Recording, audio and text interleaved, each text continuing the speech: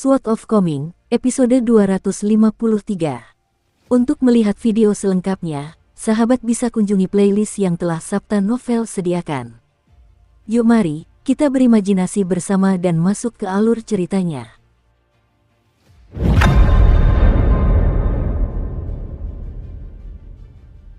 Toko obat debu tersembunyi jauh di dalam gang kecil, bagaikan anak kecil yang ketakutan bersembunyi dari omelan. Dan para karyawan perempuan tidak melakukan apapun sepanjang hari selain menghadapi rayuan tak menyenangkan dari pemilik toko.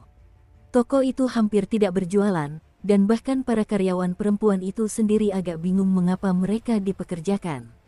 Memang benar bahwa mereka harus menghadapi godaan dan tatapan tajam dari pemilik toko, tetapi sebenarnya dia tidak pernah melakukan sesuatu yang melewati batas, dan mereka dibayar gaji mereka secara penuh dan tepat waktu setiap bulan, jadi mereka tentu saja lebih dari senang untuk menghabiskan waktu di toko obat. Bagaimanapun, mereka tidak akan kehilangan daging karena dilirik penjaga toko. Malahan, pekerjaan ini bergaji tinggi dan minim stres, dan akibatnya, kondisi hidup dan selera makan mereka membaik, sehingga sebagian besar dari mereka justru bertambah berat badan, yang membuat mereka kesal. Pada hari ini, Zheng Dafeng menerima pesan lisan lain yang dikirimkan kepadanya oleh Dewa Yin yang bersamanya meninggalkan Jewel Small World. Terlepas dari bagaimana Zheng Dafeng mencoba berteman atau membujuk Dewa Yin dengan tabah menolak mengungkapkan basis kultivasi mereka, sehingga Zheng Dafeng sama sekali tidak menyadari betapa kuatnya mereka. Pak Tua yang telah menginstruksikan Dewa Yin untuk memberitahu Zheng Dafeng dua hal. Pertama, jimat 8 Taelki sejati Chen Pingan sudah rusak, jadi dia tidak perlu melepaskannya. Kedua, mentor Dao dan wali Dao keduanya berada di kota Naga Tua, jadi dia harus waspada. Hal pertama mudah dimengerti, tetapi hal kedua disampaikan dengan sangat samar oleh orang tua Yang, dan sebelum Zheng Dafeng sempat mengajukan pertanyaan apapun, Dewa Yin telah lenyap. Zheng Dafeng benar-benar bingung, dan ia duduk di ambang pintu toko obat dengan ekspresi linglung. Hal ini selalu membebani pikirannya. Pak Tua yang telah mengakui bahwa ia adalah guru Zheng Dafeng dan Lier, tetapi ia bukanlah mentor Dao mereka.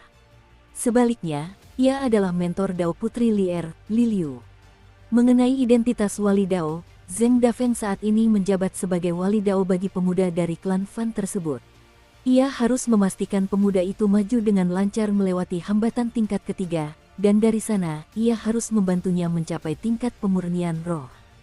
Sikap orang tua yang terhadap Chen Pingan juga agak samar-samar, tetapi ada satu hal yang Zheng Dafeng yakini, yaitu bahwa Chen Pingan adalah salah satu dari banyak orang yang dipertaruhkan oleh gurunya, tetapi ia tidak dianggap setinggi Makuk Xuan, yang diberkati oleh Tao Surgawi.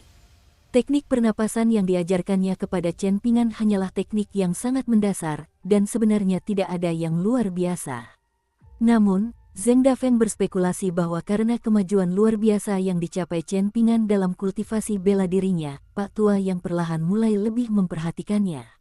Alis Zheng Dafeng berkerut erat, berpikir keras, dan bergumam pada dirinya sendiri, mungkinkah dia ingin aku menjadi mentor atau pelindung Dao Chen Pingan?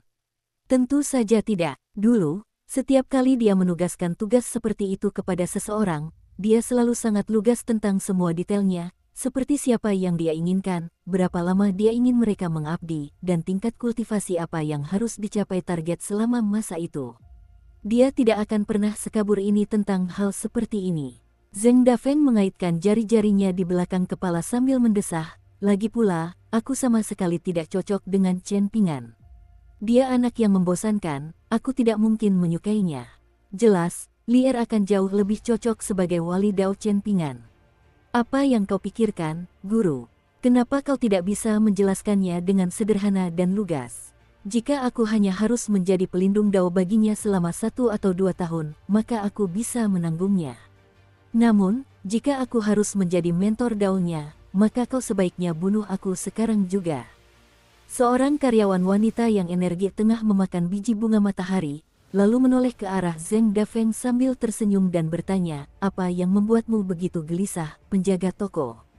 Zheng Dafeng melirik dada rata wanita muda itu, lalu berkata dengan nada kesal, kamu harus terus berjuang, Xiao He. Kamu sudah punya kaki jenjang, tapi kamu harus menumbuhkan sedikit otot di dadamu untuk menyeimbangkan fisikmu. Wanita muda itu pada awalnya cukup berani dan santai, dan setelah bekerja di toko obat begitu lama, dia sudah terbiasa dengan rayuan Zeng Dafeng yang terus-menerus, jadi dia bahkan tidak melewatkan satu langkah pun saat dia terus memakan biji bunga matahari. Kalau aku mau dagingnya lebih banyak, aku harus makan lebih banyak, tapi itu butuh uang. Aku ingin lebih montok di sana, tapi gaji bulananku yang terbatas cuma cukup untuk makan secukupnya. Apa boleh buat? Bagaimana kalau kau rahasiakan kenaikan gajiku, penjaga toko? Aku janji nggak akan kasih tahu yang lain. Bodoh sekali kalau aku mengandalkanmu untuk menyimpan rahasia. Ejek Zeng Dafeng. Kalau aku memberimu kenaikan gaji, besok aku harus memberi semua orang kenaikan gaji. Apa kau pikir uang jatuh begitu saja ke pangkuanku? Aku harus bekerja keras untuk menghidupi kalian semua, jadi jangan persulit pekerjaanku. Wanita muda itu duduk di ambang pintu, lalu sengaja menjulurkan kakinya keluar toko sambil tersenyum dan berkata, "Bukankah ada wanita di dekat sini yang benar-benar menyukaimu, penjaga toko? Dia sangat menggairahkan, bukankah dia tipemu? Kenapa kau terus mengabaikannya? Dia punya lebih banyak daging di sini daripada kita semua." Wanita muda itu menunjuk ke dadanya sendiri sambil berbicara, dan Zeng Dafeng meringis sambil melambaikan tangan untuk mengusirnya. Wanita muda cantik sepertimu seharusnya tidak mengatakan hal-hal tak tahu malu seperti itu. Kalau tidak, kau tidak akan pernah bisa menemukan suami. Kembalilah ke toko dan sapu lantainya. Wanita muda itu tidak mau pindah, dan ia membalas dengan nada yang membenarkan, "Toko kami bernama Toko Obat Debu. Toko ini tidak akan sesuai dengan namanya jika aku membuatnya terlalu bersih." Zeng Dafeng tidak sebanding dengannya dalam perang kata-kata, jadi dia menyerah total, memegang bagian belakang kepalanya dengan tangannya saat dia berbaring untuk menatap langit. Orang lain di kota itu tidak dapat melihat lautan awan di atas sana, tetapi hal itu tidak berlaku bagi seorang seniman bela diri ulung seperti dirinya. Alat-alat surgawi berada di atas alat-alat abadi, tetapi sangat langka di benua Vial Harta Karun Timur. Seberapa langka? Master Sekte Kizen dari Sekte Dekrit Ilahi, misalnya, baru dianugerahi alat surgawi oleh sekte resmi di benua ilahi bumi tengah setelah mencapai status penguasa surgawi. Karena letaknya yang jauh dari jangkauan alat-alat surgawi, semua pemurniki memilih yang terbaik berikutnya, yaitu alat-alat surgawi semu, artefak yang berada di antara alat-alat abadi dan alat-alat surgawi. Saat ini, kota Nagatua memiliki 4 alat sudo surgawi, 2 di antaranya dimiliki oleh pemimpin klan Fu, dan keduanya merupakan harta karun ofensif yang tangguh. Sebaliknya, yang baru dibeli dari benua ilahi bumi tengah merupakan harta karun pertahanan. Mengenai lautan awan di langit di atas kota, klan Fu mengklaim bahwa mereka selalu memilikinya. Namun, apakah ini benar-benar kebenaran dan apakah ini kartu truf sejati klan Fu, sulit untuk dipastikan. Adapun kisah tentang wanita yang terbangun dari lautan awan 800 tahun yang lalu untuk membasmi pasukan kultivator jahat itu sambil menggunakan alat sudo surgawi, itu hanyalah dongeng belaka. Agar perpaduan antara wanita dan lautan awan itu menjadi begitu hebat, maka 2 kondisi mesti terpenuhi. Lautan awan itu mesti merupakan alat surgawi, bukan alat surgawi semu, dan pemakainya pun mesti seorang pemurniki dari 5 tingkat atas. Dukung terus channel YouTube Sabta Novel. Pemuda itu menoleh ke arah Zeng Dafeng dengan ekspresi penasaran saat dia bertanya, "Apa yang sedang kamu lihat, penjaga toko?" Mata Zeng Dafeng melebar saat dia menoleh padanya dengan ekspresi serius, lalu menjawab, "Aku ingin melihat apakah ada bidadari berpakaian minim yang terbang di langit." Wanita muda itu memutar bola matanya sebagai tanggapan. "Hati-hati, jangan sampai kencingnya mengenai kepalamu. Itu akan menjadi ramuan surgawi yang paling mujarab," jawab Zeng Dafeng sambil mendecakkan bibirnya. "Menjijikkan," kecam wanita muda itu sambil melompat berdiri, sementara Zeng Dafeng tertawa terbahak-bahak. Wanita muda itu baru saja kembali ke toko ketika dia tiba-tiba berbalik dan bertanya, "Penjaga toko, bisakah Anda menyenandungkan lagu dari kota asal Anda yang Anda nyanyikan terakhir kali?" Zeng Dafeng menggelengkan kepalanya kuat-kuat sebagai jawaban. "Aku mengandalkan lagu itu untuk memikat wanita impianku, jadi aku tidak bisa menyenandungkannya begitu saja untuk siapapun." "Senandungkan saja untukku," desak wanita muda itu. "Mungkin aku akan menjadi istrimu nanti." Mata Zeng Dafeng langsung berbinar, dan ia hendak berdiri ketika wanita muda itu kembali duduk di ambang pintu dengan raut wajah khawatir sambil mendesah, kurasa kau takkan pernah bisa menemukan wanita untuk dinikahimu jika kau terus-terusan percaya pada kebohongan terang-terangan seperti itu. Zheng Dafeng duduk kembali dengan sikap lesu, dan setelah hening sejenak, dia mulai bersiul lagu yang sama dengan yang diminta wanita muda itu, kecuali kali ini, dia tidak menyanyikan liriknya. Perempuan muda itu sedikit mencondongkan tubuh ke depan hingga dagunya bertumpu pada tangannya sambil mendengarkan dalam diam. Lirik lagu itu semuanya dalam dialek kampung halaman Zheng Dafeng, jadi ia tetap tidak bisa memahaminya. Sebuah peristiwa penting akan terjadi di kota Nagatua. Tuan Kota Muda, Fu Nanhua, akan menikahi seorang wanita dari klan Jiang di Hutan Awan. Klan Jiang merupakan salah satu klan kaya tertua di benua Vial berharga timur. Konon, pada zaman dahulu kala, saat Konfusianisme baru saja menjadi ajaran resmi dunia agung, beberapa pendeta agung muncul dari klan Jiang setelah orang bijak etika menetapkan seperangkat aturan Konfusianisme yang paling awal. Imam besar adalah salah satu dari 6 jabatan resmi surgawi, dan mereka bertanggung jawab untuk melaksanakan semua jenis ritual dan upacara untuk menarik berkah dari surga. Klan Jiang terletak di pesisir tenggara benua Vial berharga timur, dan terdapat jalan setapak yang sangat lebar yang mengarah keluar dari gerbang depannya, yang menghadap ke laut. Jalan setapak itu panjangnya hampir 20 km, dan membentang hingga ke laut. Di ujungnya berdiri sepasang karang alami raksasa yang berfungsi sebagai menara gerbang upacara, menghadirkan pemandangan yang menakjubkan dan megah. Setelah berpindah dari benua ilahi bumi tengah ke benua botol berharga timur, klan Jiang perlahan-lahan meninggalkan akar ilmiahnya untuk menekuni bisnis, dan berhasil tetap berdiri hingga hari ini melalui semua kesulitan dan kekacauan yang tak terhitung jumlahnya yang menghadangnya. Pada titik ini, kekayaan mereka sudah cukup untuk menyaingi sebuah negara, dan hal yang sama berlaku untuk klan Fu dari kota Nagatua, sehingga penyatuan kedua klan ini dalam pernikahan menjadi berita besar di benua itu. Semua orang penasaran dengan hadiah pertunangan seperti apa yang diberikan klan Fu, serta apa yang akan diberikan klan Jiang sebagai mas kawin. Apakah itu akan menjadi alat sudo surgawi? Ada juga banyak kekuatan abadi yang telah memiliki hubungan dekat dengan klan Fu selama beberapa generasi. Apa yang akan mereka berikan sebagai hadiah ucapan selamat? Dengan pertanyaan-pertanyaan yang menggantung di udara, banyak sekali kultivator yang berbondong-bondong ke kota Nagatua selama beberapa bulan terakhir untuk menyaksikan acara akbar ini dengan mata kepala mereka sendiri. Selain itu, beredar rumor bahwa sang pengantin wanita sangat buruk rupa, dan hal itu menambah unsur intrik. Fu Nanhua dari kota Nagatua selalu terkenal karena lingkaran sosialnya yang luas, tetapi setelah kembali dari dunia permata kecil, ia tiba-tiba menjadi jauh lebih pendiam. Ia tidak sampai menolak bertemu tamu, tetapi hanya teman-temannya yang sudah ada yang diizinkan bertemu dengannya, dan ia tidak berusaha mencari teman baru, sangat berbeda dengan dirinya di masa lalu. Sejak kepulangannya, dia tetap berada di kediaman klan Fu hampir sepanjang waktu, tidak menunjukkan wajahnya di tempat-tempat favorit di kota yang biasa dia kunjungi di masa lalu.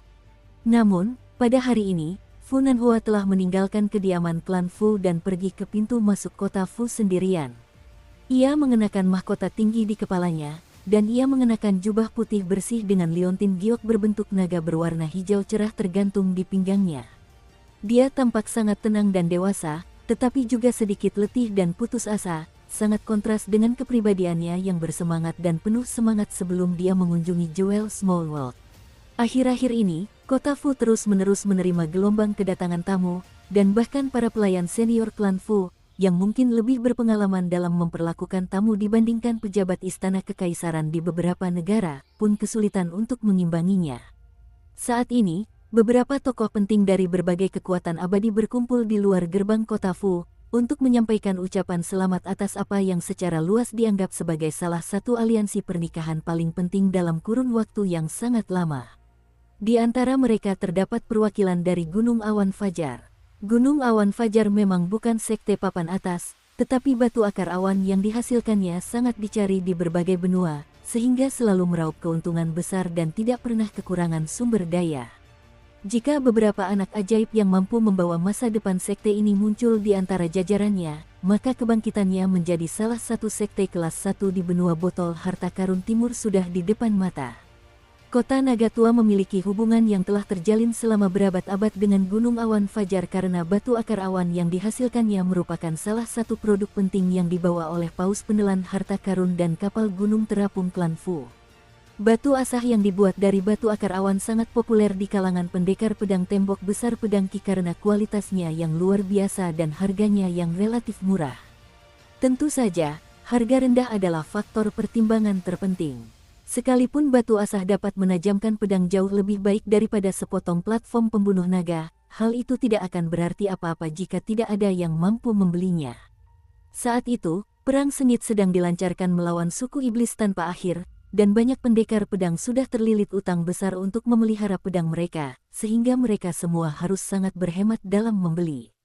Tentu saja, batu akar awan hanya bisa disebut hemat biaya jika dibandingkan dengan semua barang berharga lainnya yang dikirim ke tembok besar Qi Pedang. Batu akar awan dijual dengan harga yang sangat bervariasi, tergantung apakah dijual kepada para kultivator dari benua Vial Harta Karun Timur, klan Fu dari kota Nagatua, atau pendekar pedang dari tembok besar Qi Pedang. Kali ini, Dawn Cloud Mountain telah mengirimkan 4 orang perwakilan, yaitu 2 orang patriark dan murid-murid mereka yang paling disayangi. Fu Nanhua akhirnya keluar dari kediaman klan Fu untuk menemui seseorang yang seharusnya sudah mati, yaitu Cai Jinjian dari Dawn Cloud Mountain. Saat Fu Nanhua muncul secara mengejutkan, orang-orang yang berkumpul di dekat gerbang kota langsung berbincang-bincang, sementara beberapa orang mulai memberikan salam dan ucapan selamat. Fu Nanhua menanggapi semua orang dengan etiket yang sempurna, dan akhirnya, ia tiba di depan sepasang kereta kuda di dekat barisan paling belakang. Kereta-kereta itu ditarik oleh kuda-kuda biru-biru, yang merupakan kerabat jauh naga banjir. Kuda-kuda biru-biru ini menunjukkan bahwa kereta-kereta itu disewa dari stasiun transit klan Matahari. Semua orang di kota Nagatua tahu bahwa ada 2 cara untuk menghabiskan uang secara besar-besaran di kota Nagatua, membeli liontin pembalik awan Nagatua dari klan Fu, dan menyewa kereta kuda dari Sun Jiasu. Umumnya, ada juga 2 tipe orang yang akan memilih kedua pilihan tersebut, yang sangat kaya dan yang sangat bodoh. Tentu saja, kedua patriark Gunung Awan Fajar tidak termasuk dalam kategori terakhir itu. Sangat penting bagi mereka untuk menjaga penampilan, terutama selama berada di kota Nagatua. Kedua leluhur itu bergegas keluar dari kereta kuda bersama murid-murid mereka saat melihat Fu Nanhua. Salah satu murid itu tak lain adalah Cai Jinjian, yang tampak agak pucat, tetapi tetap secantik biasanya, sementara murid lainnya adalah seorang pemuda tampan mengenakan jubah dao dengan gumpalan awan dan kabut tipis yang berputar-putar di sekelilingnya. Setelah berbincang-bincang sebentar dengan para tetua Gunung Awan Fajar, Fu Nanhua mengajukan permintaan, yaitu membawa Cai Jinjian ke kota untuk melakukan percakapan pribadi. Guru Cai Jinjian sangat gembira, dan mereka tentu saja tidak akan menolak permintaan ini. Cai Jinjian telah kembali dari dunia permata kecil dengan tangan kosong, menghabiskan sekantong penuh koin tembaga esensi emas. Di hadapan koin tembaga esensi emas tersebut, koin hujan biji-bijian mungkin juga merupakan koin tembaga biasa, tetapi sekantong penuh koin tembaga esensi emas telah lenyap tanpa jejak. Akibatnya, selama 2 tahun terakhir, Guru Cai Jinjian telah menjadi bahan tertawaan seluruh Gunung Awan Fajar. Pria tua itu berniat mengangkat Cai Jinjian ke posisi guru gunung suatu hari nanti, tetapi itu kini tampak seperti angan-angan belaka.